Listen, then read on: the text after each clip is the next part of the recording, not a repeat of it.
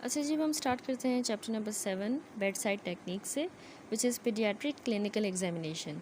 ठीक है, पीडियाट्रिक का जो बुक हम फॉलो करते हैं फाइनल ईयर में, basis of paediatrics from Parvez Akbar, उससे भी हमने एग्जामिनेशन कंप्लीट की। अब जो है हम बेड साइड से भी देख लेते हैं। अच्छा, इसमें सबसे पहले तो उसने एक्सप्लेन किया है कि पीडियाट्रिक्स जो है वो डॉक्टरिंग ऑफ चिल्ड्रन को कहते हैं। ठीक है, paediatrics is the doctoring of children. ये स्पेशलिटी जो है ना बाउंड होती है एज से, ना कि सिस्टम से।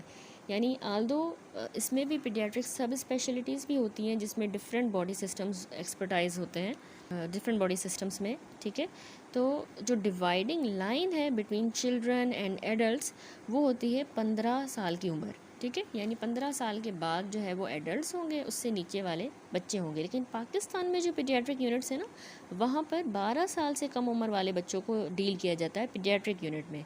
12 साल से उससे ऊपर वालों को फिर मेडिसिन वार्ड में भेजा जाता है। तो पीडियाट्रिक्स पाकिस्तान में 12 साल से कम वालों को ही डील करता है।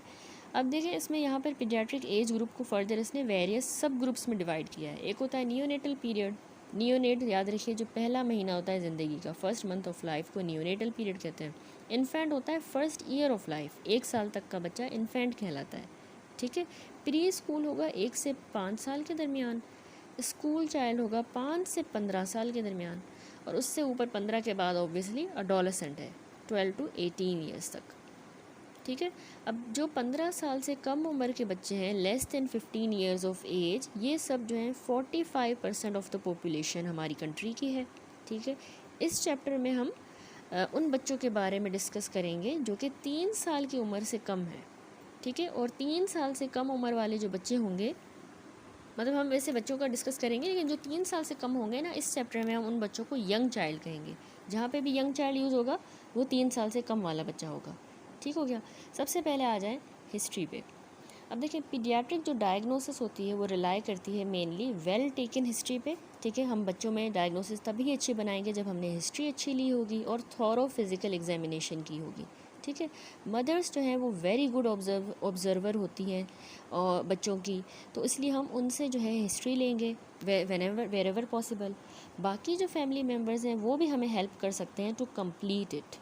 ठीक है, if child is not accompanied by one of the adult family member, यानी एक ही शख्स जो है फैमिली मेम्बर जो है बच्चे की देखभाल नहीं करता, कोई और भी है जो बच्चे के साथ होता है ज़्यादातर मोस्ट ऑफ द टाइम और उसका ख्याल रखता है, देखभाल करता है, तो हम उनको भी रिक्वेस्ट कर सकते हैं कि वो आएँ और उस बच्चे से मुतालिक हिस्ट्री दें हमें। ठीक है, अब हिस्ट्री जो है वो हम रिलेटिव्स से नहीं ले सकते।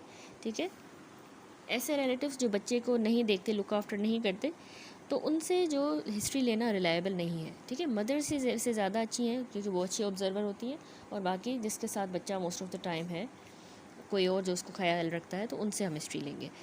सप्लीमेंट्री क्वेश्चंस ऑफन नीडेड होते हैं हिस्ट्री लेने के दौरान। जो टर्म्स रिलेटिव्स यूज़ कर रहे होते हैं उनको भी हमें फिर फर्दर एलेबोरेट करना होता है।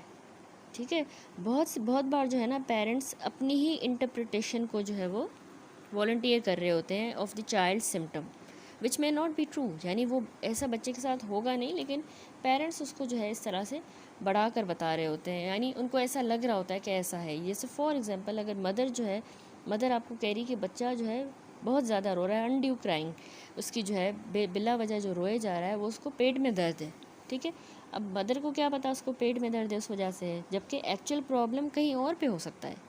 ठीक है, तो मतलब पेरेंट्स अपनी ही जो है इंटरप्रिटेशन कर रहे होते हैं कि बच्चे के साथ ये हुआ है। ठीक है, तो हमने हिस्ट्री जो है अच्छी तरह से लेनी होती है। ओल्डर चाइल्ड, यानी हमें जो पेरेंट कह रहा है कि भाई इसको पेट में दर्द है, आपने उस पर रिलाई नहीं करना, आपने जो है पूछना है कि मेन कंप्लेन क्या है, कि बच्चा रो रहा है, और उसमें फिर आप जो है अलग से डीप जाओगे। ठीक है, older child may give an accurate and detailed account of their illness. Obviously बड़ा बच्चा है तो वो अपनी बीमारी से मतलब थोड़ा बहुत अच्छे से बता सकता है, डिटेल में बता सकता है, तो हम उनको इनक्रेज करेंगे कि वो अपने सिम्टम्स बताएं। ठीक है, पैटर्न जो होगा ना हमारा हिस्ट्री लिखने का, एडल्ट्स में जिस तरह हम करते हैं, एडल्ट्स की हिस्ट्री लेते हैं, वैसे ही यहाँ पर पीडियाट्रिक हिस्ट्री का पैटर्न होगा। सिर्फ इसमें कुछ एडिशनल इन्फॉर्मेशन है, जैसे बच्चों में फिर बर्थ हिस्ट्री भी आ जाती है, फीडिंग हिस्ट्री, डेवलपमेंट, और इम्यूनाइजेशन। ये कुछ 4-5 चीज़ें एडिशनल आ जाती हैं, ठीक है। तो सबसे पहले देखें प्रेजेंटिंग कंप्लेन या चीफ कंप्लेन। जो मेन कंप्लेंट्स की लिस्ट होती है चाइल्ड में, वो हम क्रोनोलॉजिकल ऑर्डर ऑफ अपीयरेंस में हमने लिखनी होती है, ठीक है। मैं आपको एक्सप्लेन कर चुकी हूँ पहले भी परवेज़ ऊपर से कि हम क्रोनोलॉजिकल ऑर्डर में ही हमेशा हिस्ट्री लिखते हैं मेन कंप्लेन। तो उसमें वो सारी कंप्लेंट्स आ जाती हैं, वेदर जो पेरेंट्स ने वॉलंटियर की या फिर आपके सवाल करने पर जो है आप पेरेंट हुई, वो सारी कंप्लेंट्स आपने चीफ कंप्लेन में या प्रेजेंटिंग कंप्लेन में लिखनी होती है, ठीक है। जो मेन कंप्लेन है जिससे वो पेरेंट्स उसको लेके आए हैं या फिर आपने जो क्वेश्चन किया तो उससे फिर जाहिर हुआ कि इसको ये मसला है। तो उसके बाद आती है HOPC history of presenting illness. अब उसमें हमने डिटेल्स लेनी है, सारे सिम्टम्स जो हमने यहाँ प्रेजेंटिंग कंप्लेन में लिखा। फॉर एग्जांपल हमने लिखा यहाँ पर सबसे पहले प्रेजेंटिंग कंप्लेन डायरिया, ठीक है, डायरिया, और उसके बाद जो है वॉमिटिंग। तो क्रोनोलॉजिकल ऑर्डर में हम लिखेंगे diarrhoea from 3 days and vomiting from 1 day, ठीक है। इस तरह जो पहले हुआ था 3 days पहले, तो वो पहले ऊपर लिखना है। अब हिस्ट्री ऑफ प्रेजेंटिंग इलनेस में हमने उसी की डिटेल लिखनी है कि डायरिया जो है कैसे हुआ, कब हुआ, कितना फ्रीक्वेंटली हुआ, डिहाइड्रेशन हुई, उसके लिए क्या किया, associated factors, relieving factors, onset कैसा था, सारी डिटेल जो है उस प्रेजेंटिंग कंप्लेन की यहाँ पर हमने हिस्ट्री ऑफ प्रेजेंटिंग इलनेस में लिखनी है, ठीक है। और इसी तरह जो है वॉमिटिंग थी उसकी भी हम कंप्लीट डिटेल लिखेंगे, ठीक है। 1 by 1 जो भी थी प्रेजेंटिंग कंप्लेन उनको एक्सप्लेन करना है 1 by 1 यहाँ पर। For the present illness of your patient record the details of treatment given, ठीक है। उस मसले के लिए जो ट्रीटमेंट उसको दिया गया था वो भी सारा हमने लिखना है, उसमें कितना डोज उसको दिया जाता था इस मसले के लिए पहले, ठीक है, क्योंकि वो डोज में भी इनएडिक्वेट हो तो इसलिए वो सारी चीज़ें, ट्रीटमेंट, डोज, सारी चीज़ें हमने लिखनी है। और enquire about traditional treatment and treatment taken from alternate medicine practitioner. जैसे अगर हकीम के पास लेके गई थी, होम्योपैथ, कहाँ से इलाज करवाया, क्या इलाज करवाया, कितना करवाया, सारी डिटेल हम HOPC में लिखेंगे। वरीड या परेशान किस्म की एंशियस जो मदर होती है ना, वो भूल जाती है या इग्नोर कर देती है symptom of detail of it, यानी कोई ऐसा सिम्टम वो भूल जाती है क्योंकि वो परेशान है बच्चे के बारे में, तो कोई सिम्टम भूल जाएगी, या यानी ऑब्वियसली मदर जो है वो परेशान है बच्चे के बारे में तो वो भूल भी सकती है या वो किसी ऐसे सिम्टम को इग्नोर भी कर सकती है, ठीक है। तो या उसकी डिटेल बताना वो भूल सकती है। तो इसको मिस करने के लिए, यानी इस मिसिंग को अवॉइड करने के लिए सिग्निफिकेंट इन्फॉर्मेशन जो है चाइल्ड की इलनेस से मुतालिक जो है, इसके अलावा यानी जो भी बच्चे के से मुतालिक, उसकी इलनेस से मुतालिक जो भी इम्पोर्टेंट सिग्निफिकेंट इन्फॉर्मेशन है उसको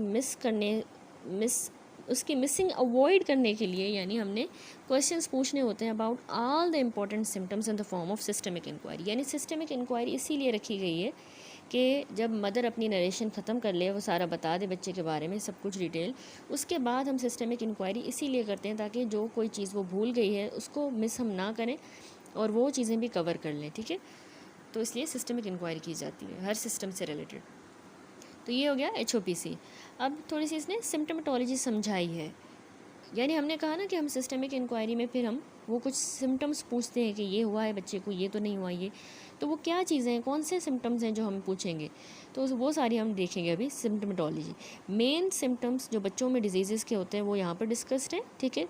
एडल्ट सेक्शन का हमने जो है उसका अलग सेक्शन है एडल्ट्स के सिम्टम्स का। तो यहाँ पे बच्चों में देखें जो सिम्टम्स हैं, remember in a young child common symptoms, जैसे बच्चा अगर रो रहा है, क्राइंग, या फीड नहीं ले रहा, पुअर फीडिंग है, लेथार्जिक है, थका हुआ, वॉमिट कर रहा है, वॉमिटिंग, फीवर, तो ये बहुत सी डिफरेंट इलनेस की वजह से हो सकते हैं।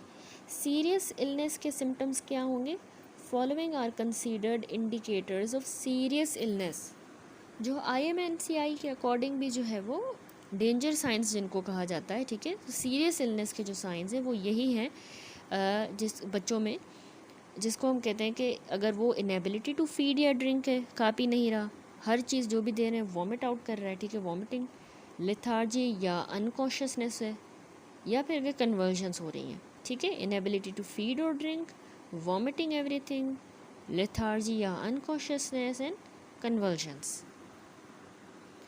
उसके बाद देखें सबसे पहले जो है हम थोड़ा सा फीवर को डिटेल में देखेंगे कि बुखार जो होता है बच्चों में, ठीक है, मोस्ट कॉमन सिम्टम डिज़ीज़ का बच्चों में चाइल्डहुड में, ठीक है, डिज़ीज़ का और इन्फेक्शन का जो सिम्टम है वो फीवर ही होता है कि बच्चे को कोई इन्फेक्शन हुआ है। अब वो इन्फेक्शन लोकलाइज्ड भी हो सकता है या जनरलाइज्ड भी हो सकता है, ठीक है। तो वैसे इन्फेक्शन जो है ना, लोकलाइज या जनरलाइज, ये मोस्ट कॉमन कॉज होता है फीवर का। इसके अलावा ये डिजीज़ इन द चाइल्डहुड का सिम्टम हो सकता है कि बच्चे को बुखार है, तो मतलब उसको कोई इन्फेक्शन या डिजीज़ है। अब उसमें, अब बुखार में हमने जो चीज़ें पूछनी होती हैं, एक तो ड्यूरेशन हम पूछेंगे बच्चे से, कब से है इसको बुखार, कितनी इंटेंसिटी कितनी है, यानी लो ग्रेड है, हाई ग्रेड फीवर है, इंटेंसिटी क्या है, पैटर्न कैसा है उसका, ठीक है, और एसोसिएटेड सिम्टम्स कौन से हैं उसके साथ, फीवर के साथ वॉमिटिंग हो रही है, राइगर्स, चिल्स, एसोसिएटेड क्या है, ठीक है।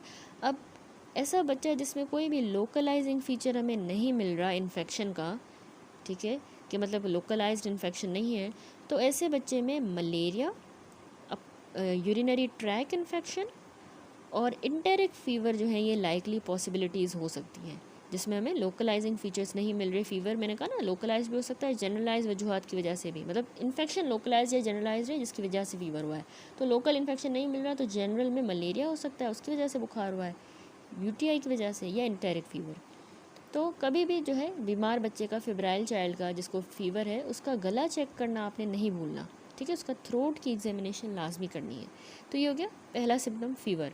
इसके अलावा फीडिंग में हमने मदर से पूछना होता है कि इसके मिल्क इनटेक में कोई चेंज तो नहीं आया, ठीक है। In case of young child अगर है तो हम उसके मिल्क इनटेक के बारे में पूछेंगे कि कोई चेंज तो नहीं आया, या अगर बड़ा बच्चा है तो उसमें हमने फूड और वाटर इनटेक से रिलेटेड पूछना है कि इसमें कोई चेंज तो नहीं आया जब से इसको ये बीमारी स्टार्ट हुई है, जब से ये बीमार हुआ है, ठीक है। उसके खाने पीने में पूछना है कि कोई चेंज।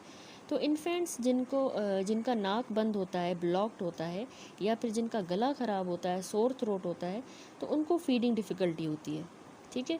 इसके अलावा रिफ्यूज़ल टू फीड, यानी खाने से इनकार कर रहा है बच्चा, ये भी एक इम्पॉर्टेंट सिम्टम होता है बच्चों में, और मतलब वो खाना नहीं ले रहा, हम उसको दे रहे हैं, नहीं खा रहा, रिफ्यूज़ कर रहा है, तो ये सिवियरिटी ऑफ इलनेस को इंडिकेट करता है, ठीक है। Inability to feed and drink anything may be due to severe respiratory distress, ठीक है। यहाँ पर डेंजर साइन में हमने कहा था कि इनएबिलिटी टू फीड या ड्रिंक, वो नहीं खा पी रहा, बिल्कुल भी खा पी नहीं सकता, तो ये सिवियर रेस्पिरेटरी डिस्ट्रेस को इंडिकेट कर सकता है, उसकी वजह से हो सकता है। परसिस्टेंट वॉमिटिंग कर रहा है, उस वजह से वो inability to feed and drink, या वो अनकॉन्शियस है, बेहोश है, जिस वजह से इनएबिलिटी टू फीड और ड्रिंक, ठीक है। तो फीडिंग में हमने बहुत सी चीज़ें देखी कि ये पहले तो माँ से पूछेंगे कि इसका कोई एनी चेंज तो हमें नहीं मिल रहा, आपको नहीं मिला इसके खाने में, मिल्क इनटेक में, या बड़ा बच्चा है तो उसके फूड एंड वाटर इनटेक में जब से बीमारी शुरू हुई है। इसके अलावा हमने कहा कि डिफ़िकल्टी इन फीडिंग होगी अगर उनका नाक बंद है या फिर उनका गला ख़राब है। रिफ्यूज़ल टू फीड, वो बिल्कुल, वो उसमें तो डिफ़िकल्टी थी, यहाँ रिफ्यूज़ कर रहा है, वो ले ही नहीं रहा, तो मतलब वो सिवियरिटी ऑफ इलनेस को इंडिकेट कर रहा है। और बिल्कुल ही inability to feed and drink जो है ये अनकॉन्शियसनेस, परसिस्टेंट वॉमिटिंग या सीवियर रेस्पिरेटरी डिस्ट्रेस की वजह से हो सकता है, ठीक हो गया। उसके बाद अगला सिम्टम है वॉमिटिंग। अब बच्चों में वॉमिटिंग बहुत कॉमन होती है, बीमार बच्चों में, सिक चिल्ड्रन में वेरी कॉमन है, ठीक है। वॉमिटिंग और डायरिया जो है ना, ये साथ साथ होते हैं टुगेदर, ठीक है। वॉमिटिंग एंड डायरिया अगर साथ हो रहे हैं, उल्टी भी हो रही है, डायरिया भी है, तो ये गैस्ट्रो इंटेस्टाइनल इन्फेक्शन की वजह से हो सकता है, जो कि one of the most common paediatric problem है थर्ड वर्ल्ड कंट्रीज़ में, ठीक है। गैस्ट्रो इंटेस्टाइनल इन्फेक्शन बच्चों में, तो उसमें वॉमिटिंग भी होगी, डायरिया भी होगा। अब वॉमिटिंग इसके अलावा याद रखें कि सोर थ्रोट के साथ भी एसोसिएटेड हो सकती है, यानी बच्चे का गला ख़राब है, उसको बुखार है, ठीक है, सोर थ्रोट फीवर या कफ के साथ उसको जो है वो वॉमिटिंग हो सकती है, ठीक है।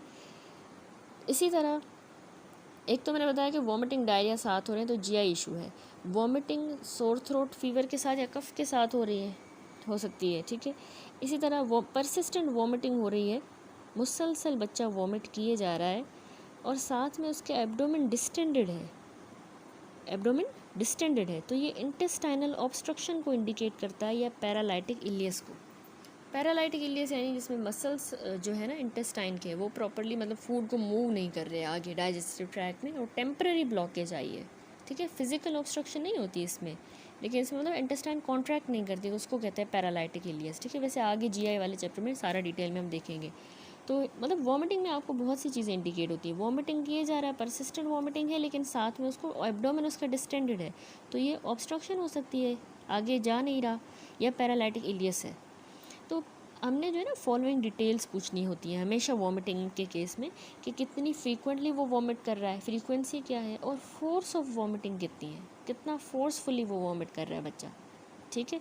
दूसरा, हमने फीडिंग के साथ रिलेशन पूछना होता है वॉमिटिंग का, कि खाना फीड के बाद जो है वो वॉमिट कर रहा है या उससे पहले कर रहा है, उसके साथ क्या ताल्लुक़ है, वॉमिटस में जो उसने खाया पिया है उसके पार्टिकल्स मिल रहे हैं या नहीं मिल रहे।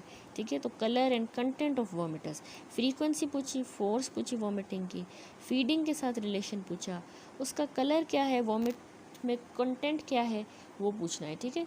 रिमेंबर, याद रखें कि एफर्टलेस रीगर्जिटेशन ऑफ मिल्क जो है ना, बच्चे ने यूँ ज़ोर लगा के उल्टी नहीं की, बस एफर्टलेस इसकी मिल्क जो है वो रीगर्जिटेट होके मुंह में आया है, तो ये नॉर्मल होता है न्यूबॉर्न्स और इन्फेंट्स में। ठीक है। इसको आप ट्रू वॉमिटिंग के साथ आपने इसको कंफ्यूज नहीं करना, वो एफर्टलेस रीगर्जिटेशन ऑफ मिल्क है। ठीक हो गया। अब आ जाए बॉवल हैबिट्स पे।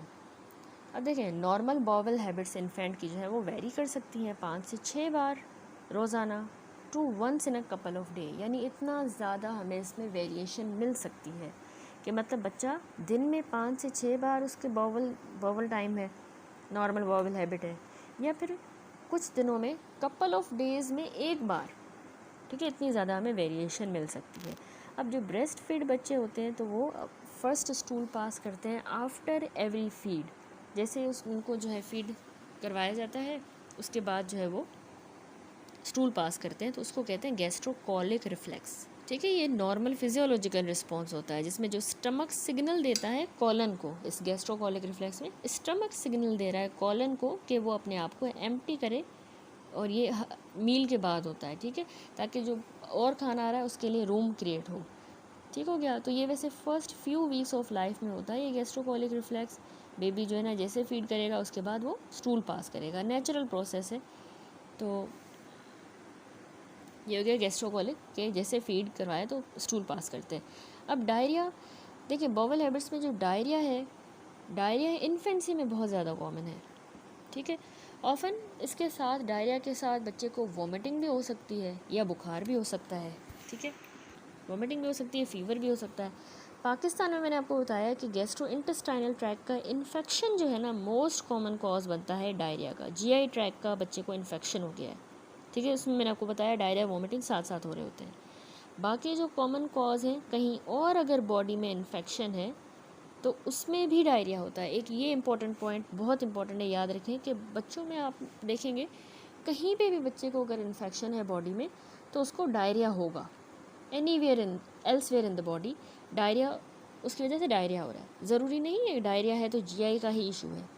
ठीक है। एक ये भी वजह है, अदर कॉमन कॉज में आता है इनएप्रोप्रिएट फीडिंग की वजह से, कुछ ऐसी ड्रग्स दिया तो उसको दी जा रही हैं, दवाई की वजह से डायरिया हो सकता है। तो डायरिया में आपने क्वेश्चन जो करना है वो ड्यूरेशन पूछनी है कि कब से इसको डायरिया है, कितना फ्रीक्वेंटली इसको होता है, फ्रीक्वेंसी क्या है डायरिया की, कितनी क्वांटिटी है, क्वांटिटी भी आपने पूछनी है, कंसिस्टेंसी लाजमी पूछनी है। ठीक है।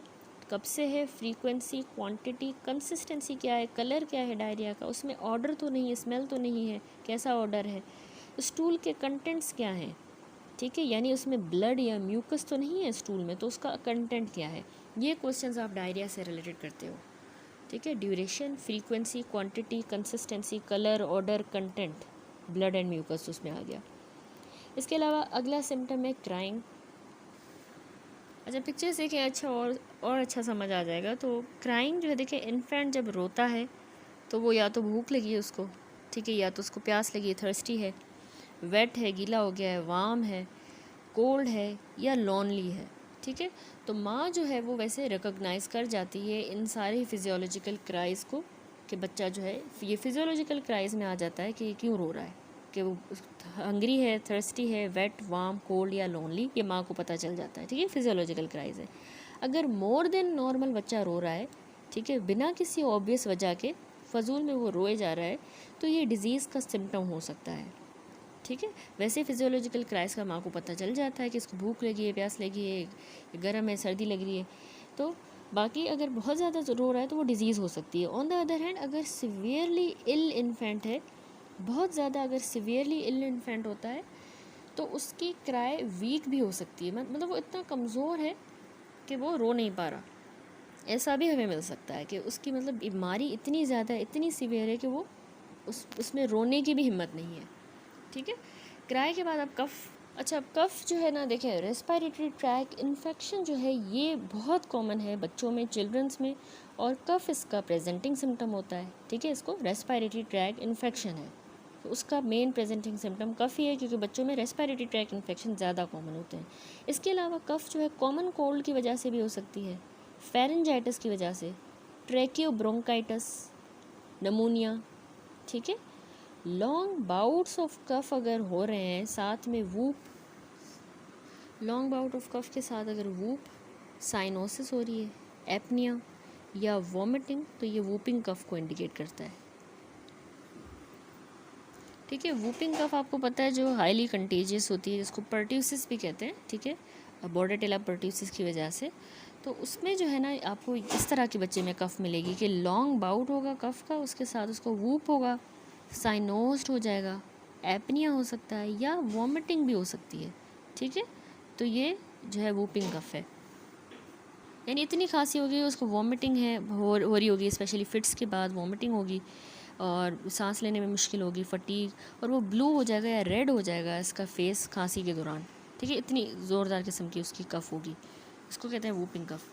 तो अब कफ जो है उसमें हमने मदर से जो क्वेश्चंस पूछने होते हैं, उसमें सबसे पहला तो यही कि बच्चे को ड्राई कफ है या वेट कफ है। मोस्ट कॉमनली जो है ज़्यादातर जो है उसको उनको ड्राई कफ होती है बच्चों को। ठीक है, और इसके अलावा चिल्ड्रन जो है ना वो यूजुअली अपना स्पूटम जो है वो स्वालो कर देते हैं, बलगम स्वालो कर देते हैं। तो हमने पहला क्वेश्चन यही पूछना है कि ड्राई कफ है या वेट कफ है।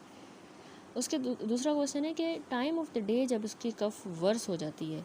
ठीक है, यानी पूछना है कि क्या ये किसी particular time of the day में खांसी इसकी वर्स होती है, लेट नाइट या अर्ली मॉर्निंग अगर कफ हो रही है तो वो एस्थमा की वजह से हो सकती है, लेट नाइट या अर्ली मॉर्निंग। ठीक है, तो इसलिए हमने टाइम पूछना है, टाइम ऑफ द डे, वो स्पेसिफिक जब ये ज़्यादा वर्स होती है। इसके अलावा कफ़ में बच्चे को अगर कफ़ है तो फीडिंग का रिलेशन भी पूछना है, जिस तरह हम यहाँ पर फीडिंग का रिलेशन पूछ रहे थे वॉमिटिंग में, कि वॉमिटिंग का फीडिंग से क्या रिलेशन है, तो यह कफ़ में भी ये क्वेश्चन होगा। ठीक है, कफ़ जो फीडिंग के दौरान अगर हो रही है तो इसका मतलब गले में कोई इशू है, इन्फ्लेम्ड थ्रोट है, या फिर इनकॉम्पिटेंट स्वेलविंग है। ठीक है, एंड लास्ट क्वेश्चन होता है वीज़ या फीवर, कि वीजिंग तो नहीं हो रही कफ़ के साथ, या बुखार तो नहीं है, फीवर तो नहीं है कफ़ के साथ। ठीक है, ये लास्ट क्वेश्चन होगा कफ़ का। देन अगला है डिफ़िकल्ट ब्रीदिंग यानी रेस्पिरेटरी डिस्ट्रेस। अच्छा, डिफ़िकल्टी इन ब्रीदिंग जो है यानी रेस्पिरेटरी डिस्ट्रेस, ये डिफ़िकल्ट ब्रीदिंग अक्यूट भी हो सकती है, अभी हुई है रिसेंट ऑनसेट के बच्चे को, या ये रिकरेंट भी हो सकती है over a period of time. ठीक है, कभी कभार क्रोनिक भी हो सकती है और परसिस्ट करेगी, परसिस्टेंट भी हो सकती है। ठीक है, डिफ़िकल्टी इन ब्रीदिंग। तो इसमें जो मोस्ट कॉमन कॉज है ना बच्चों में, चिल्ड्रन में रेस्पिरेटरी डिस्ट्रेस के, वो है कि बच्चे को अगर नमोनिया है एस्थमा की वजह से, या हार्ट डिज़ीज़ की वजह से, हार्ट में कंजेनिटल भी हो सकती है, या रूमेटिक डिज़ीज़ की वजह से वो रेस्पिरेटरी डिस्ट्रेस में जा सकता है। ठीक है, इसके अलावा एस्थमा, नमोनिया, ये इंपॉर्टेंट कॉजेज़ हैं। तो इसमें रेस्पिरेटरी डिस्ट्रेस में आपने पूछना है कि एज ऑफ ऑनसेट कब इसको जो है ये डिस्ट्रेस हुआ, कौन सी उम्र में इसको हुआ। ठीक है, ड्यूरेशन जो है कब तक इसको होता है, और एक्टिविटी के साथ क्या रिलेशन है डिस्ट्रेस का, फीडिंग के साथ यहाँ पे भी रिलेशन पूछना है, रेस्पिरेटरी डिस्ट्रेस का फीडिंग से रिलेशन क्या है, और इसके साथ अगर डिस्ट्रेस में कफ तो नहीं है, स्ट्राइडर, वीज़ या साइनोसिस तो नहीं होती। ठीक है, तो ये चीज़ें आपने रेस्पिरेटरी डिस्ट्रेस में पूछनी होती हैं। यहाँ पर तो फिगर में वो चीज़ें जो हमें एग्जामिनेशन पे मिलेंगी रेस्पिरेटरी डिस्ट्रेस में, बच्चे में साइनोस्ट होगा, nasal flaring, grunting, apnoea, dyspnoea, chest wall में रिसेशंस मिलेंगी, वो सप्रास्टर्नल, इंटरकोस्टल या सब कोस्टल भी हो सकती हैं, और टेकिपनिया होगा, रेस्पिरेटरी रेट ज़्यादा होगा, और टेकिकार्डिया भी होगा। ठीक है, हार्ट रेट भी ज़्यादा होगा, more than 160 heart rate, more than 60 पर मिनट रेस्पिरेटरी रेट। ठीक है, क्वेश्चन हमने यही करने हैं, किस एज पे हुआ डिस्ट्रेस, कब से है ड्यूरेशन, एक्टिविटी से रिलेशन, फीडिंग से रिलेशन, और कफ, स्ट्राइडर, वीज, साइनोसिस तो नहीं है। ठीक हो गया। अब अगला सिम्टम है रैश। अच्छा, रैश, स्किन रैशेस जो है ना ये चिल्ड्रन में फ्रीक्वेंट है। ठीक है, इसमें जो कॉमन कॉजेज़ हैं जनरलाइज्ड रैश के, जिसमें पूरी बॉडी पे जनरलाइज्ड रैश हो, वो एक्जेंथेमेटस फीवर होता है। ठीक है, एक्जेंथेमेटस फीवर यानी जिसमें ये छोटे छोटे से दाने उभरे हुए होते हैं, फॉर एग्जांपल जैसे मीज़ल्स में, चिकन पॉक्स, रूबेला। ठीक है। मीजल्स, चिकन पॉक्स, रुबेला ये मोस्ट कॉमन जो है जनरलाइज्ड रैश के कॉजेज़ हैं। एक्जेंथेमेटिस फीवर है ये, तो यानी बुखार के साथ इसमें रैश होती है, measles, chicken pox and rubella. अगर लोकलाइज्ड हमें रैश मिल रही है बच्चे में, ठीक है, लोकलाइज किसी बॉडी पार्ट पे अगर रैश है तो वो एलर्जी की वजह से हो सकता है, एक्जिमा, स्केबीज़ और ड्रग्स की वजह से। तो जब भी ऐसा रैश का अगर कोई केस है तो हम सबसे पहले तो ड्यूरेशन पूछेंगे, कब से है रैश बच्चे को, साइट किस जगह पे है, डिस्ट्रीब्यूशन कैसी है, ठीक है, जनरलाइज्ड है, लोकलाइज्ड है, कौन सी जगहों पे किस पैटर्न में डिस्ट्रीब्यूटेड है, ठीक है। टाइप पूछनी है हमने, यानी वो रैश मैक्यूलर है। मैक्यूलर रैश होती है जिसमें फ्लैट डिस्कलर्ड स्पॉट्स होते हैं, मैक्यूल्स होते हैं। याद रखें कि मैक्यूल्स जो है ना छोटे छोटे से स्मॉल रेज्ड बम्प्स होंगे स्किन पे, मैक्यूल्स जो है वो फ्लैट होंगे, ठीक है, फ्लैट किस्म के, डिस्कलर्ड एरिया ही होगा स्किन का, होगा फ्लैट, ठीक है, बिल्कुल फ्रैकल की तरह या बर्थ मार्क की तरह, तो वो मैक्यूल है। जो पेप्यूल्स होते हैं ये छोटे रेज्ड बम्प्स होंगे स्किन पे, बिल्कुल पिंपल्स की तरह, ठीक है। वेजिकुलर रैश जो है ना, ये ब्लिस्टर जिसको हम कहते हैं, उसमें थिन वॉल्ड सैक होगी जो फ्लूइड के साथ भरी होगी, होगा क्लियर और छोटा सा वेजिकल होगा, ठीक है, छोटे से मतलब फ्लूइड फिल्ड ब्लिस्टर्स होंगे, उसको वेजिकुलर कहेंगे। पस्ट्यूलर जिसमें पस होगी, पस्ट्यूलर रैश में मतलब उसमें स्मॉल रेज्ड लेशन होगी लेकिन उसके अंदर पस भरा हुआ होगा। और परप्यूरिक रैश जो है वो रेड या पर्पल स्पॉट होगा जो प्रेशर देने पे भी फेड नहीं करेगा, तो उसमें मतलब ब्लीडिंग हुई हुई है स्किन के नीचे, तो वो परप्यूरिक रैश है। तो हमने ये टाइप देखनी है रैश की कैसी है, साइट, डिस्ट्रीब्यूशन, ड्यूरेशन देखी और उसमें हमने टाइप देखी, ठीक है। यहाँ पर देखें इस फिगर में ये परप्यूरिक रैश दिखाई गई है। यहाँ पर देखें छोटे छोटे से पस्ट्यूल्स हैं, ठीक है, ये पस्ट्यूलर रैश है, ठीक है, ये पस्ट्यूल्स, इनमें पस है, देखिए पस फिल्ड है, पस्ट्यूलर रैश। और ये जो फ्लूइड फिल्ड होती हैं छोटी छोटी सी फ्लूइड फिल्ड रैश, ये वेजिकुलर रैश, ठीक है, फ्लूइड फिल्ड। इसमें मैक्यूल जो होता है वो फ्लैट होता है, पेप्यूल जो है रेज्ड होता है, ठीक है। तो मैक्यूलो पेप्यूलर ये दोनों रैश है, मैक्यूलो पेप्यूलर रैश, ठीक है। तो ये हो गई टाइप्स ऑफ रैश। अब हमने इसके अलावा प्रेजेंस ऑफ इचिंग लाजमी पूछना होता है रैश में, कि रैश में जो है बच्चे को खारिश होती है, इचिंग होती है, ठीक है, ये क्वेश्चन है रैश के। परप्यूरिक रैश मैंने आपको बताया ब्लीडिंग डिसऑर्डर की वजह से हो सकता है, जैसे थ्रोम्बोसाइटोपिनिया में हमें बच्चों में ये परप्यूरिक रैश मिलता है। अब आ जाए साइनोसिस पे। साइनोसिस होता है bluish discolouration of skin and mucous membrane due to excess reduced haemoglobin, ठीक है, ये डेफिनेशन पूछी जाती है, व्हाट इज साइनोसिस। अच्छा, अब ये फिगर भी देखें साथ साथ, तो ये डेफिनेशन बहुत पूछी जाती है साइनोसिस की definition. What is cyanosis? It is bluish discoloration of skin and mucous membrane due to excess reduced haemoglobin, ठीक है, रिड्यूस्ड हीमोग्लोबिन बहुत ज़्यादा हो जाने की वजह से, एक्सेस में होने की वजह से जो स्किन की भी और म्यूकस मेम्ब्रेन की ब्लूइश डिस्कलरेशन को हम कहते हैं साइनोसिस, ठीक है। अब बच्चों में जो है ये या तो कंजेनिटल होगी ये साइनोसिस, देखें ब्लू हो गया है बिल्कुल, या तो कंजेनिटल साइनोटिक हार्ट डिजीज़ की वजह से होगी, या फिर उनको सिवियर रेस्पिरेटरी डिजीज़ है जिसकी वजह से ये ब्लूइश स्किन हो गई है और म्यूकस मेम्ब्रेन्स हुई हैं, ठीक है। तो इसमें सबसे पहले तो आपने जो क्वेश्चंस करने हैं, ऐसा अगर साइनोटिक आपके पास केस आया है तो उसमें आपने एज ऑफ ऑनसेट पूछना है कि कौन सी एज में इसको ये साइनोसिस हुई थी, ठीक है, ये ब्लूइश डिस्कलरेशन। अच्छा, ये इसमें इतना क्लियर ब्लू नहीं नज़र आ रहा, अब आपको ज़्यादा क्लियर होगा, देखिए ब्लूइश डिस्कलरेशन हो गई है इसके स्किन की, ठीक है। तो आपने इसमें एज ऑफ ऑनसेट पूछना है, कौन सी उम्र में इसको ये स्टार्ट हुआ है, ठीक है, ड्यूरेशन कब तक इसको ये है डिस्कलरेशन, और एपिसोडिक है या परसिस्टेंट है, ठीक है, ये पूछेंगे एपिसोडिक या परसिस्टेंट है। इसके साथ एसोसिएटेड सिम्टम्स क्या है वो भी पूछने हैं, जैसे रेस्पिरेटरी डिस्ट्रेस तो नहीं होता, ठीक है, तो एसोसिएटेड पूछने हैं। तो ये 4 सवाल आपने इंपॉर्टेंट याद रखने कि age of onset, duration, episodic है या परसिस्टेंट ही रहता है, हर वक्त रहता है ये साइनोसिस, और एसोसिएटेड सिम्टम्स, ठीक है। तो ये हो गया साइनोसिस। उसके बाद अगला सिम्टम है जॉन्डिस। अच्छा, अब जॉन्डिस देखिए, जो ओल्डर बच्चे होते हैं, ठीक है, ओल्डर चिल्ड्रन में वायरल हेपेटाइटिस जो है ना मोस्ट कॉमन कॉज होता है इस जॉन्डिस का, ठीक है, ये देखिए जॉन्डिस का वायरल हेपेटाइटिस। तो जॉन्डिस डेवलप करती है वैसे बर्थ के बाद, ठीक है, डिफरेंट एंटिटी में, यानी जो बर्थ के बाद होती है उसको एक तो फिजियोलॉजिकल जॉन्डिस भी होता है, तो वो एक डिफरेंट एंटिटी है। अगर ओल्डर बच्चे में हो रहा है तो उसमें मोस्ट कॉमन वजह वायरल हेपेटाइटिस हो सकती है, ठीक है। तो मोर देन 50% जो न्यू बॉर्न्स हैं उनमें जॉन्डिस होती है, नियोनेटल जॉन्डिस के केस में ना जो टाइम ऑफ ऑनसेट होता है ना बर्थ के बाद, वो बहुत इंपॉर्टेंट है, क्योंकि हमें पता है कि बच्चों का लिवर जो है अभी इतना वो डेवलप नहीं होता, तो उसमें ग्लूकोनाइडेशन सही से नहीं होती और फिजियोलॉजिकल जॉन्डिस होती है उनकी बर्थ के बाद, ठीक है। लेकिन उसमें टाइम बहुत इंपॉर्टेंट है, क्योंकि अगर बच्चा पैदा हुआ है उसके पहले 24 घंटों में ही अगर उसको जॉन्डिस हो जाती है तो वो पैथोलॉजिकल होगा, ठीक है। उसको हमेशा हम पैथोलॉजिकल कंसीडर करते हैं, क्योंकि फिजियोलॉजिकल जॉन्डिस याद रखिए कि वो दूसरे या तीसरे दिन पे डेवलप करती है और वो हार्मलेस होती है। बिल्कुल पैदा हुआ है उस वक्त अगर जॉन्डिस हुई है तो वो खतरनाक है, इसलिए टाइम ऑफ ऑनसेट जो है बहुत इंपॉर्टेंट होता है जॉन्डिस का। आफ्टर बर्थ आपने पूछना है कि कब हुआ है, अगर बिल्कुल 24 घंटों के अंदर हुई थी जॉन्डिस तो वो बहुत ही खतरनाक कंडीशन हो सकती है, ठीक है।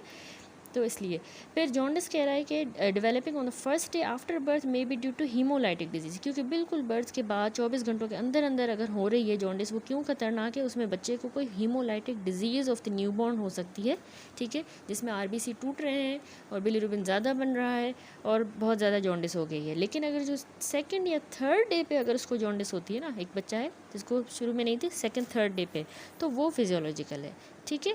इसके अलावा याद रखें कि अगर बच्चे में जॉन्डिस जो है ना, वैसे जो फिजियोलॉजिकल है वो कहते हैं कि बस इसको थोड़ी सी धूप दिलाएं और फोटोथेरेपी से सही हो जाता है, ठीक है। लेकिन अगर जॉन्डिस 2 हफ्तों की एज से ज़्यादा परसिस्ट करती है, बच्चे को 2 हफ्ते गुजर चुके हुए पैदा हुए, अभी तक जो है उसको जॉन्डिस रह रही है, परसिस्ट कर रही है, तो उसमें प्रोलॉन्ग्ड फिजियोलॉजिकल जॉन्डिस की पॉसिबिलिटी हो सकती है, नियोनेटल हेपाटाइटिस हो सकता है, बिलियरी ऑब्स्ट्रक्शन हो सकती है, ठीक है। वही फिजियोलॉजिकल जॉन्डिस प्रोलॉन्ग हो गई है या तो नियोनेटल हेपाटाइटिस हुई है या बिलियरी ऑब्स्ट्रक्शन है, ठीक हो गया।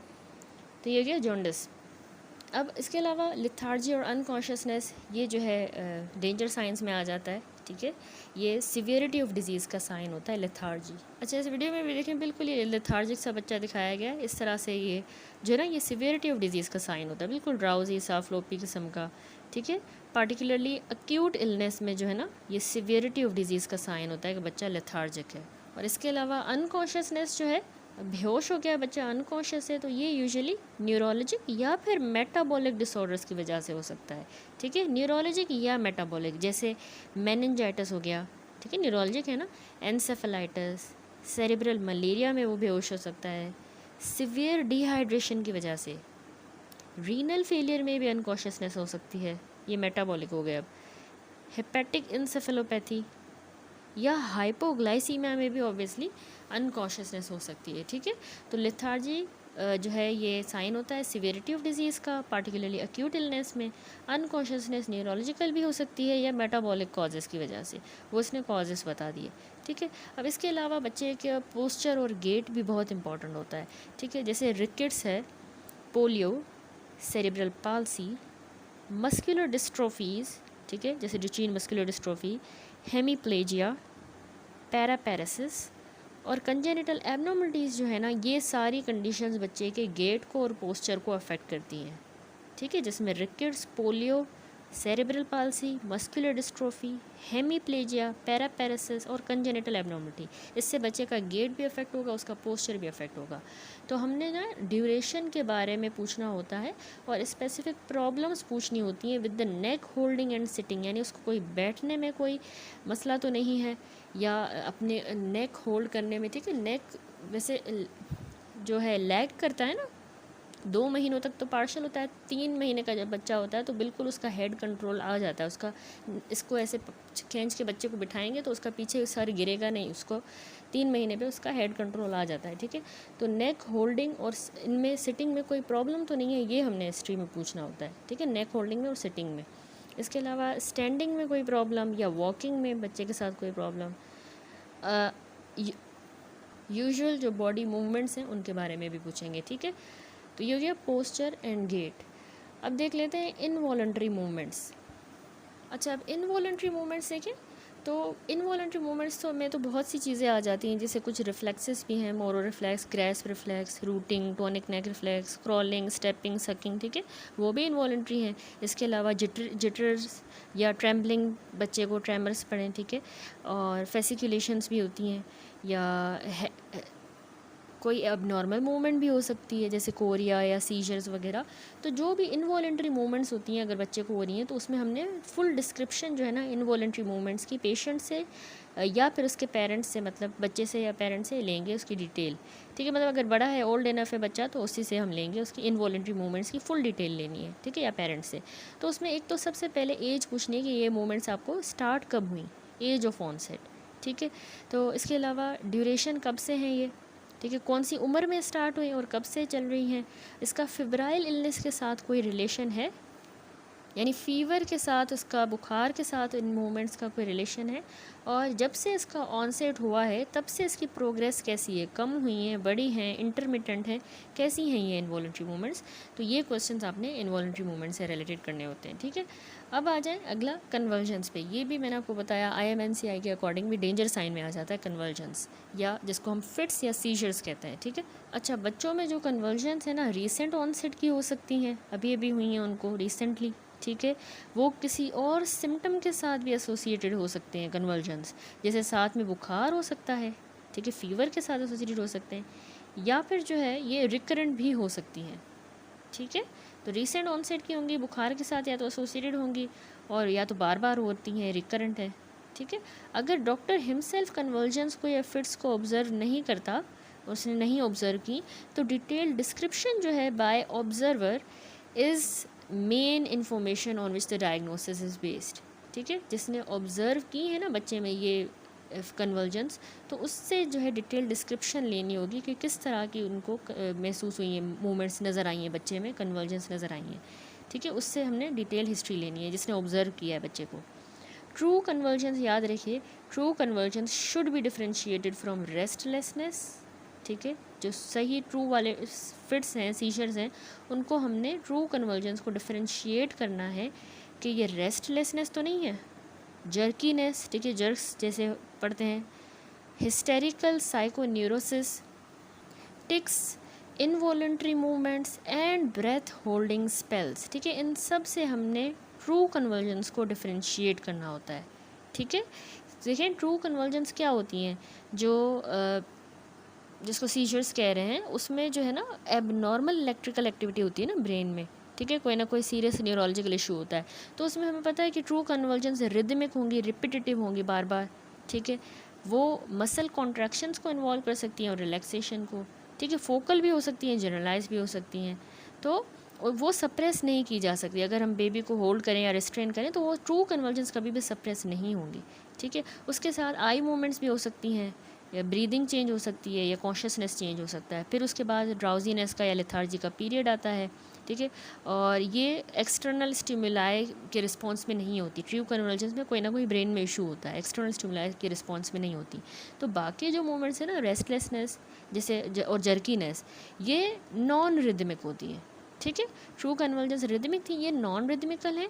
और नींद के दौरान ये बच्चा ट्रांजिशन कर रहा होता है, जब स्पेशली उस टाइम पे जो ये होती हैं। ठीक है, ब्रीफ होती हैं शॉर्ट टाइम के लिए और स्पोरेडिक खुद ही हो जाती हैं। ठीक है, और इनको रोक हम सकते हैं अगर हम बच्चे को होल्ड करें या जेंटल रिस्ट्रेन प्रोवाइड करें, तो ये मूवमेंट्स रेस्टलेसनेस और जर्कीनेस स्टॉप हो सकती हैं।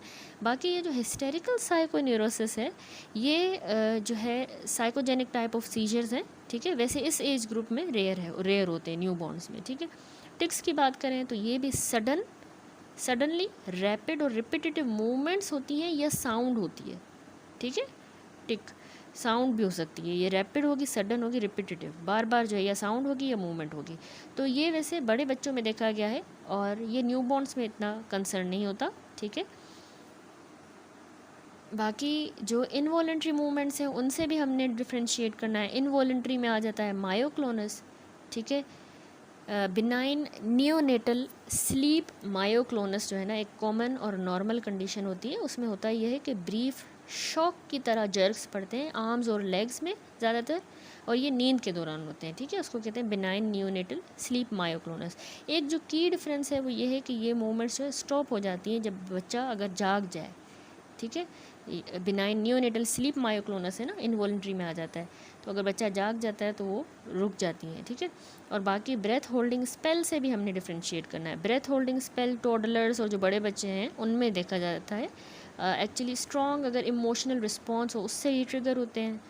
फ़ियर से, जैसे खौफ से, गुस्से से, पेन, इनसे जो है ना ये होता है। बच्चा जो है क्या करता है, रोएगा, एक्सहेल करेगा और फिर अपनी सांस रोक लेगा। ठीक है, कभी कभार ब्रीफ भी हो सकता है, ब्रीफ लॉस ऑफ कॉन्शियसनेस भी हो सकती है। अपना उसने सांस रोका है तो वो थोड़ा बेहोश भी हो सकता है थोड़ी देर के लिए। ठीक है, इसको कहते हैं ब्रेथ होल्डिंग स्पेल्स। ठीक हो गया। तो इनसे हमने हमेशा ट्रू कन्वर्जेंस को डिफ्रेंशिएट करना है, और वो यही है कि हमने अच्छे से जो है ना हिस्ट्री लेनी है पेरेंट्स से कि किस तरह की मूवमेंट है, ठीक है, कब होती है और कब तक लास्ट करती है, क्या चीज़ उस मूवमेंट को ट्रिगर करती है। ठीक है, एग्जामिनेशन में भी हम बच्चे की भी मूवमेंट्स और न्यूरोलॉजिकल फंक्शन चेक करेंगे, ऑब्जर्व करेंगे। बाकी हम स्पेशलाइज टेस्ट भी करवा सकते हैं, ईईजी जो गोल्ड स्टैंडर्ड है सीजर्स के लिए। ठीक है, तो ट्रू कन्वर्जेंस को हमेशा आपने डिफ्रेंशिएट करना है। अब फिब्राइल कन्वर्जेंस, फिब्राइल नाम से पता चल रहा है कि जिसमें बुखार होगा। ठीक है, कन्वर्जेंस के साथ बुखार होगा। तो फिब्राइल कन्वर्जेंस में हाई ग्रेड फीवर होता है। ठीक है, बच्चों में ये कॉमन है। 6 महीनों से लेके 5 साल की उम्र में आपने याद रखना है कि बच्चों जो कहते हैं ना बुखार वाले झटके पड़े, तो वो यही होते हैं फिब्राइल कन्वर्जेंस। 6 महीनों से 5 साल वाले बच्चों में ज़्यादातर होते हैं ये, और उनको साथ में बुखार होता है। ठीक है, इन बच्चों को जो है ना पहले प्रीवियस हिस्ट्री भी हो सकती है इसी तरह की कन्वर्जेंस की, इन द चाइल्ड, बच्चे को होगी, या फिर इसकी फैमिली को इस तरह के फिब्राइल कन्वर्जेंस की हिस्ट्री होगी, फैमिली मेम्बर को किसी को हो चुके हैं। ठीक है, तो मतलब इसमें हमें फैमिली हिस्ट्री भी मिलती है फिब्राइल कन्वर्जेंस में, और 6 माह से 5 साल की उम्र वालों के दरमियान में होता है। इसमें जो है ना जो हम, एक बात आप याद रखिएगा, एक बच्चा आया है जिसको अचानक से मतलब अक्यूट ऑनसेट के फिट्स पड़े हैं। ठीक है, अक्यूट ऑनसेट के फिट्स के साथ अगर बच्चा आता है तो उसमें आपने 2 चीज़ें लाजमी जो है रूल आउट करनी है, जो है एक्सक्लूड करनी होती हैं, जिसमें एक मेनिंजाइटिस, ठीक है, पायोजेनिक या ट्यूबरकुलस मेनिंजाइटिस, और दूसरा सेरेब्रल मलेरिया। ठीक है, सेरेब्रल मलेरिया अचानक से हमें ना अक्यूट ऑनसेट के फिट्स पड़े हैं तो उसको, उसमें मेनिंजाइटिस और सेरेब्रल मलेरिया लाजमी आपने जो है वो सस्पेक्ट करना है और उसको एक्सक्लूड करना है, जिस भी बच्चे को अक्यूट ऑनसेट ऑफ फिट्स पड़े हैं। That's it. उसके बाद आ जाए लास्ट सिम्टम पे, विच इज़ हेयरिंग। अब हेयरिंग डिफेक्ट जो है ये बच्चों में फ्रीक्वेंट है। ठीक है, न्यू बॉर्न्स में याद रखें, मतलब चिल्ड्रंस में हेयरिंग डिफेक्ट जो है वो फ्रीक्वेंट है। हमने पूछना होता है कि क्या ये बच्चा जो है अपना फेस टर्न करता है किसी भी वॉइस पे। ठीक है, अगर कोई इसको वॉइस सुनाई दी जाए या कहीं पे भी अगर वॉइस प्रोड्यूस होती है तो उसकी तरफ देखता है, अपना फेस टर्न करता है। ठीक है, यानी अगर कोई भी वॉइस है, सोर्स ऑफ वॉइस, वहाँ पर अपना फेस टर्न करता है out of the field of vision. ठीक है, and weather he has difficulty in understanding your command. ठीक है, आपकी बात समझने में इसको मुश्किल होती है, डिफ़िकल्टी होती है, ये पूछना होता है हमने हेयरिंग से रिलेटेड। ठीक है, कि अगर कोई चीज़, कोई साउंड हो तो उसकी तरफ फेस टर्न करता है, और सुनने में कोई मुश्किल तो नहीं है, आपका कमांड समझने में कोई मुश्किल तो नहीं होती। ठीक है, अब हेयरिंग प्रॉब्लम वैसे कंजेनिटल भी हो सकती हैं बच्चों में, या एक्वायर्ड भी हो सकती हैं। एक्वायर्ड जो है ना यूजुअली रिकरेंट या परसिस्टेंट अगर मिडल ईयर डिजीज़ है उसकी वजह से होगा एक्वायर्ड। मिडल ईयर में डिजीज़ है, ओटाइटिस मीडिया वगैरह है, जो बार बार होता है, रिकरेंट है या परसिस्टेंट है, तो उसमें एक्वायर्ड हेयरिंग प्रॉब्लम होता है। ठीक है, वैसे ये डिफरेंट चैप्टर्स हैं, उनमें डिटेल में हम देखेंगे परवेज़ अकबर से। ठीक है, जो भी सारे डिसऑर्डर्स हैं, यहाँ पर बेसिक हम देख रहे हैं कि हिस्ट्री में हमने जो सिम्टम्स पूछने होते हैं वो हम कैसे पूछेंगे। ठीक हो गया, दैट्स इट। तो यहाँ पर सिम्टम्स कंप्लीट हुए। अब नेक्स्ट जो आ जाता है हिस्ट्री ऑफ बर्थ। ठीक है, यहाँ पर सारे जो हैं हमने सबसे पहले तो हमने प्रेजेंटिंग कंप्लेन देखी थी, और उसके बाद हमने सारे सिस्टेमिक इंक्वायरी से रिलेटेड सिम्टम्स देख लिए जो हम पूछते हैं हिस्ट्री में। ठीक है, सिम्टमेटोलॉजी, जिसमें हमने जो है रूल आउट करना होता है फीवर को, फीडिंग प्रॉब्लम को, वॉमिटिंग, ठीक है, bowel habit, crying, cough, difficulty in breathing, rash, cyanosis, jaundice, lethargy and unconsciousness, posture and gait, involuntary movements, convulsions, hearing. ठीक है, अब हम आ जाते हैं आगे हिस्ट्री ऑफ बर्थ पे। ठीक है, हिस्ट्री में अब हमने अगला कंपोनेंट होता है कि हमने पीडियाट्रिक्स में हमने जो है बर्थ हिस्ट्री लेनी होती है। ये पार्टिकुलरली न्यूबॉर्न्स में इम्पॉर्टेंट होती है, और वो चिल्ड्रन जिनको कंजेनिटल एनॉमलीज होती हैं या जो न्यूरोलॉजिकल डिसऑर्डर है उनमें ये ज़रूर लेनी होती है बर्थ हिस्ट्री न्यूबॉर्न्स में। और ऐसा बच्चा जो किसी कंजेनिटल एनॉमली के साथ आया है या न्यूरोलॉजिकल डिसऑर्डर के साथ आया है। ठीक है, तो इसको 3 पीरियड्स में डिवाइड किया गया है बर्थ हिस्ट्री को, एंटीनेटल, नेटल एंड पोस्टनेटल।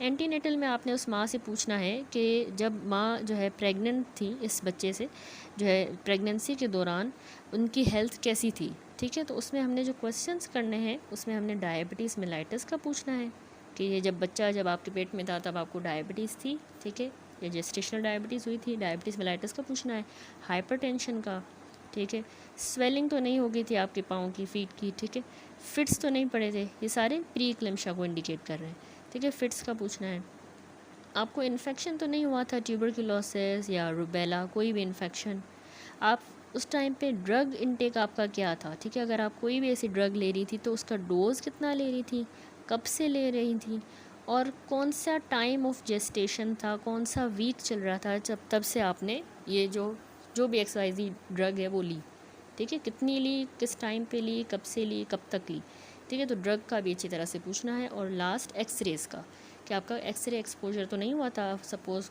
कोई भी फ्रैक्चर हुआ, कोई भी ऐसी कंडीशन जिसकी वजह से आपको एक्सरे करवाना पड़ा, या MRI या कोई भी मतलब रेडिएशन एक्सपोजर हुआ था, तो एंटीनेटल में हमने ये चीज़ें पूछनी है, ठीक है। डायबिटीज़, हाइपरटेंशन, प्रीक्लेम्शिया के सारे सवाल, ड्रग्स, इन्फेक्शंस एंड एक्सरे।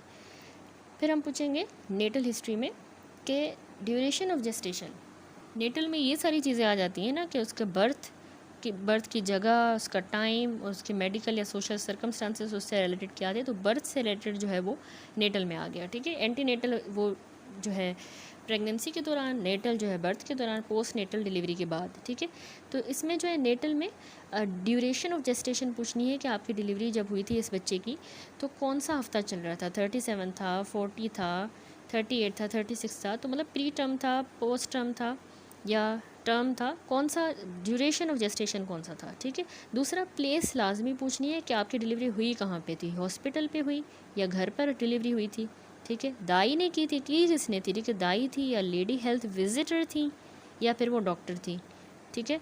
इसके अलावा लेबर की ड्यूरेशन भी पूछनी है कि कब तक जो है लेबर चला था, मोड ऑफ डिलीवरी क्या था, सिजेरियन सेक्शन था तो इलेक्टिव था या इमरजेंसी था, स्पॉन्टेनियसली ही डिलीवर हो गया वेजाइनल डिलीवरी, या असिस्टेड थी यानी वैक्यूम या फोर्सेप्स की मदद से असिस्टेड वेजाइनल डिलीवरी। तो मोड ऑफ डिलीवरी भी पूछना है आपने, ठीक है।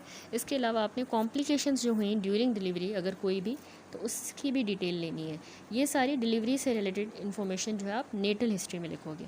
अब पोस्ट नेटल में थर्ड कंपोनेंट जो है बर्थ हिस्ट्री का, पोस्ट नेटल, इसमें हमने जो इन्फॉर्मेशन लेनी है न्यू बॉर्न से रिलेटेड, वो उसकी बच्चे की पहली क्राई, फर्स्ट क्राई इमीडिएटली हुई थी या डिले हो गया था, जिसको हम कहते हैं एपगार स्कोर हम करवाते हैं, ठीक है, 1 मिनट पे और 5 मिनट पे, तो उसमें ये क्राई भी आ जाता है, ठीक है। तो फर्स्ट क्राई जो होती है ना, अगर डिले हो जाती है तो ऑब्वियसली कोई ब्रीदिंग का या सर्कुलेशन का इशू हो सकता है, ठीक है, क्योंकि फ़र्स्ट क्राई बहुत ज़रूरी होती है ना कि बेबी के लंग्स एक्सपेंड करते हैं और फ्लूइड क्लियर हो जाता है, प्रॉपर लंग फंक्शन के लिए इम्पॉर्टेंट है। डिले हो जाती है तो फिर मतलब सर्कुलेशन और ब्रीदिंग इनका इश्यूज़ है, ठीक है। फिर उसमें फ़र्दर बहुत सी वजूहत हो सकती हैं, वो बर्थ एस्फिक्सिया की वजह से भी हो सकता है, एम्बिलाइकल कॉर्ड के इशू थे इसीलिए डिले हुआ है, प्रीमेच्योर है या प्रोलॉन्ग लेबर था, तो फर्स्ट क्राई जो है पूछनी होती है, इमीडिएट या डिलेड। उसके अलावा दूसरा, time of onset of respiration after delivery, यानी बच्चा जो है डिलीवर हो गया उसके बाद उसका रेस्पायरेशन का टाइम ऑफ ऑनसेट कितना था, यानी अगर 5 मिनट से ज़्यादा उसको डिले हो गया, देर हो गई, पैदा हो गया था और अब डिले हो गया 5 मिनट से ज़्यादा, फिर उसने रेस्पायर किया, तो फिर 5 मिनट या उससे ज़्यादा, तो ये बर्थ एस्फिक्सिया को इंडिकेट करता है, ठीक है। तो फिर आपने ये भी पूछना है कि उसको फिर कोई रिससिटेशन दी गई थी, ठीक है। तो पहली क्राई का पूछना है, बिल्कुल इमीडिएटली हो गई थी नॉर्मली या फिर डिले हुई थी, और time of onset of respiration कितना डिले हुआ था या नॉर्मल था, तो कोई अगर एबनॉर्मल था तो कोई रिससिटेशन दी गई थी, ठीक है। फिर इसके अलावा हमने बच्चे का बर्थ वेट पूछना है, पैदा हुआ था कितने केजीज़ का था, बर्थ इंजरी तो नहीं हुई थी, ठीक है, फोर्सेप्स की या कोई भी बर्थ इंजरी, और नियोनेटल पीरियड के दौरान इसको कोई फीडिंग डिफ़िकल्टी तो नहीं रही। इसके अलावा जॉन्डिस, साइनोसिस, फिट्स, फीवर या कोई भी ऐसा सिम्टम नियोनेटल पीरियड के दौरान इसको रहा है बच्चे को, ये सारे क्वेश्चंस हम पोस्ट नेटल हिस्ट्री में लिखेंगे, ठीक है, उसमें पूछेंगे।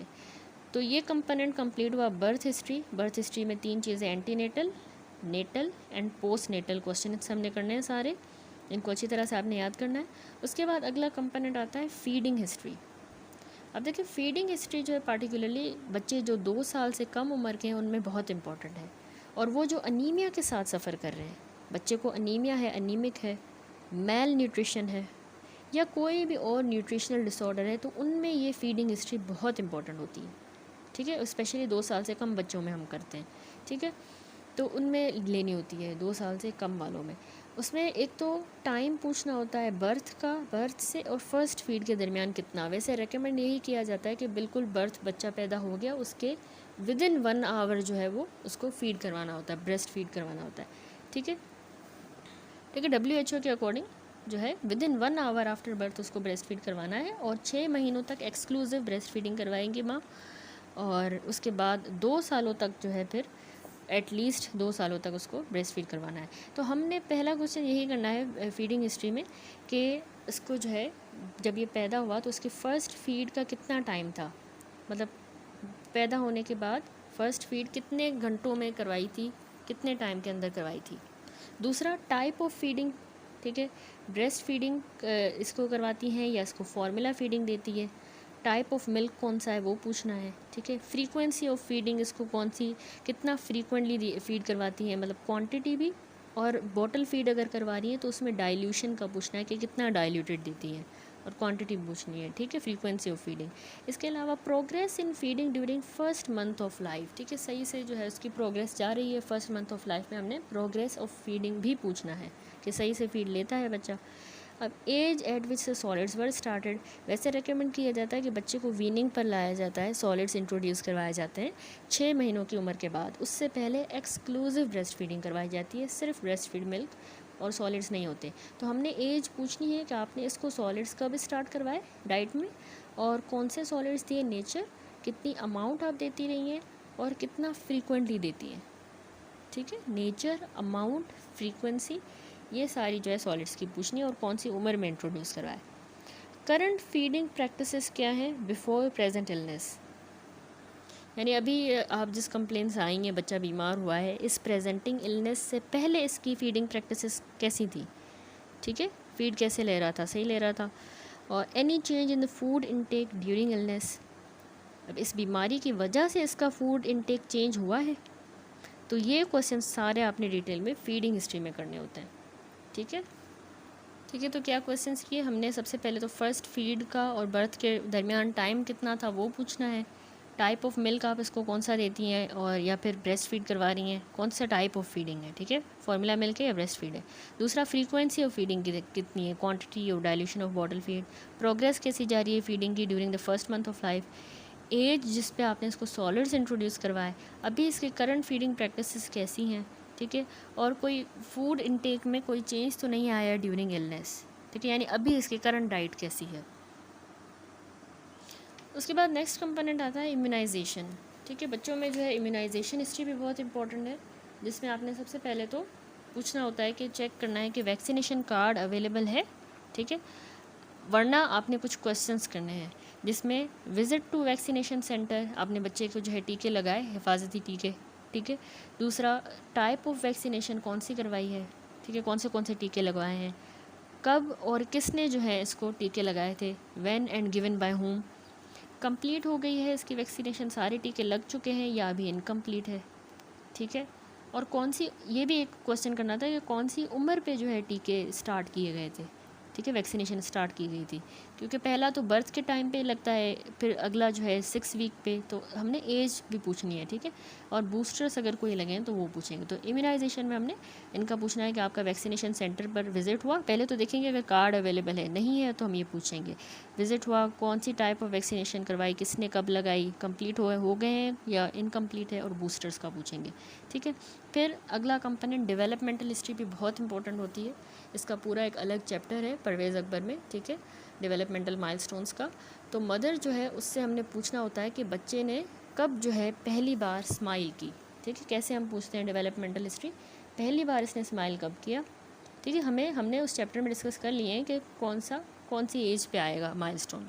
तो पहली बार मतलब हमने पूछना है कि बच्चे ने कब स्माइल की। सोशल स्माइल याद रखिए 1 से 3 महीनों की एज के दरमियान जब जो है सोशल स्माइल अपीयर होती है। ठीक है, खुद ही बच्चा मुस्कुराता है 1 महीने से 3 महीने के दरमियान। ठीक है। होल्ड हिज नेक, इसने पहली बार अपना नेक होल्ड कब किया? मैंने कहा ना कि 2 महीनों पे पार्शल होल्ड नेक होता है, और मतलब सपोर्ट के बगैर वो अभी नहीं बैठ सकता, नेक को सपोर्ट करना पड़ता है। और 3 महीनों पे कंप्लीट उसका नेक जो है होल्ड हो जाता है, ठीक है, 3 से 5 के दरमियान आप कह लें। फिर रोल ओवर, मोस्ट बेबीज़ जो हैं वो रोल ओवर होते हैं टमी से बैक की तरफ, ठीक है, उल्टे सोए में टमी पर, और बैक की तरफ करवट बदल लेते हैं 6 महीनों की उम्र में। तो हमने पूछना है कि इसने पहली बार रोल ओवर कब किया, ठीक। इसी तरह फिर हमने क्वेश्चन करना है कि ये वॉइस को इसने कब रिस्पॉन्ड किया, स्टार्टेड रिस्पॉन्डिंग टू वॉइस, ठीक है। इसके अलावा sit up with support and without support, most babies तो 6 महीनों पे ही सपोर्ट के साथ बैठ जाते हैं, किसी को 6 से 9 महीने लगते हैं, ठीक है। तो सपोर्ट का पूछना है। क्रॉल, बेबीज़ जो है ना 7 से 12 महीनों के दरमियान जो है क्रॉलिंग स्टार्ट कर देते हैं, ठीक है। कुछ बेबीज़ क्रॉल ही नहीं करते, सीधा बस चलना शुरू कर देते हैं। तो हमने पूछना है कि पहली बार इसने क्रॉल कब किया। दूसरा हम पूछेंगे start to walk with and without support, यानी ये सपोर्ट के साथ इसने कब चलना शुरू किया, विदाउट सपोर्ट कब चलना शुरू किया, ठीक है। तो खड़े होते हैं ये 9 से 12 महीनों के दरमियान खड़े हो जाते हैं, ठीक है। अपने खुद इंडिपेंडेंट स्टेप जो बच्चा लेता है ना वो 12 से 13 महीनों की उम्र के दरमियान लेता है, लेकिन फिर भी ये वेरी कर सकता है, ठीक है। टॉक सिंगल वर्ड या सेंटेंसेस, ठीक है, पहली बार इसने एक पहला जुमला कब बोला या सेंटेंस कब बोला, तो 12 से 18 की उम्र के दरमियान जो है 18 महीनों की उम्र में जो ये वर्ड्स बोलते हैं।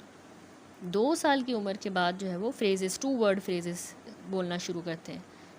भागा कब पहली बार, 6 महीनों के बाद इंडिपेंडेंटली वॉक करते हैं, ठीक है। बाकी बिल्कुल स्ट्रेट लाइन पे रन जो है वो 2 से 3 साल की उम्र में वैसे करते हैं, आपको पता होना चाहिए, लेकिन आप उस चैप्टर में ज़्यादा अच्छे से देखिएगा, स्पेसिफिक जो एजेस हैं, ठीक है, वही याद करनी है, ठीक है। तो पहली बार कब भागा। इसी तरह स्टार्ट फीडिंग विथ हैंड्स, ठीक है, यानी बच्चा इंटरेस्ट शो करता है ना कि वो खुद मतलब खाए अपने हाथों से, तो वो उसने इंटरेस्ट कब शो किया, 9 से 12 महीनों की उम्र में ज़्यादातर होता है।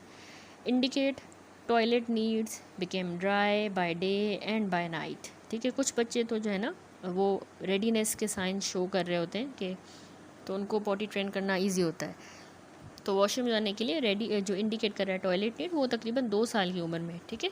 और फिर फुल ड्राई हो जाता है specially at night and can take much longer, तो इसमें भी मतलब एजेस वेरी कर सकती हैं।